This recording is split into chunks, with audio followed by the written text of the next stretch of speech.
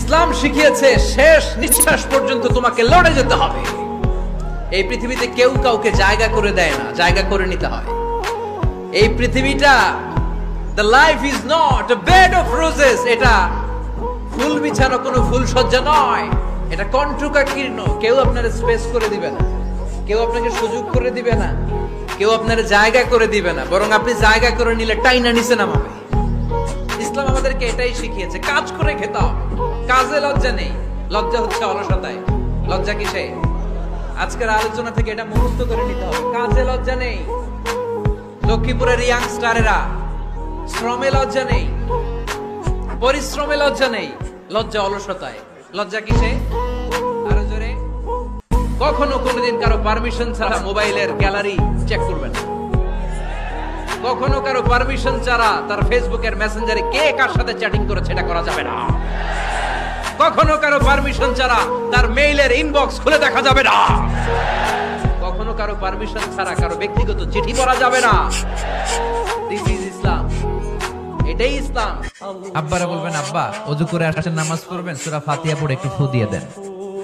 আম্মারে বলবেন, আম্মা আপনি তো এখন ওযু করে নামাজ পড়বেন, আমার মাথায় একটু হাত দিয়ে ফু দিয়ে দেন। আল্লাহর কসম, গোটা বিশ্বের সবগুলো পীর সাহেব হুজুর কোরআন খতম দিয়ে গ্লাসের এক গ্লাসের পানিতে ফু দিবে, আর আরেক গ্লাসে আপনার আব্বা শুধু বিসমিল্লাহ বলে ফু দিবে। মুহূর্তে আপনার আব্বার দোয়াটা আরশে উঠে যাবে।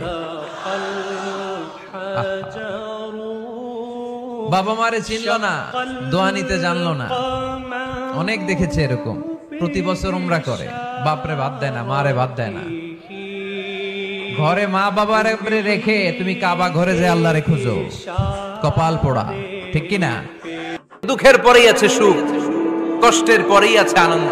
এই দুনিয়াটাই এরকম, কষ্টের পরই আনন্দ। দেখবেন তারাবির নামাজ 20 রাকাত পড়তে কষ্ট লাগে না?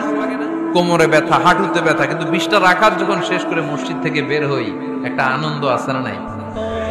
কষ্ট করে পরীক্ষার জন্য প্রিপারেশন নিলেন আপনি কয়েক মাস, কিন্তু ফলাফল যখন ভালো হয় তখন একটা আনন্দ আছে না নাই? সারাদিন রোজা রাখলেন রমজানে, কি কষ্ট, তৃষ্ণায় গলা ফেটে যায়, কিন্তু ইফতারির সময় যখন রুহাবজা শরবতটা খাই কেমন লাগে? একটা আনন্দ আছে না নাই? এজন্য আল্লাহ বললেন, فَإِنَّ مَعَ الْعُسْرِ يُسْرًا إِنَّ مَعَ الْعُسْرِ يُسْرًا। ও নবী, কষ্টের দিন মক্কায় অল্প কিছু দিন, মদিনাতে আনন্দের দিন অপেক্ষা করছে।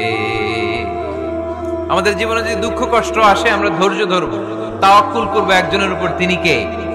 আমি ইয়াংদেরকে খুব পছন্দ করি, আর ইয়াংদেরকে অ্যাড্রেস করে কথা বলি। ইয়াংরা হচ্ছে আগামীর বাংলাদেশ, ঠিক কিনা?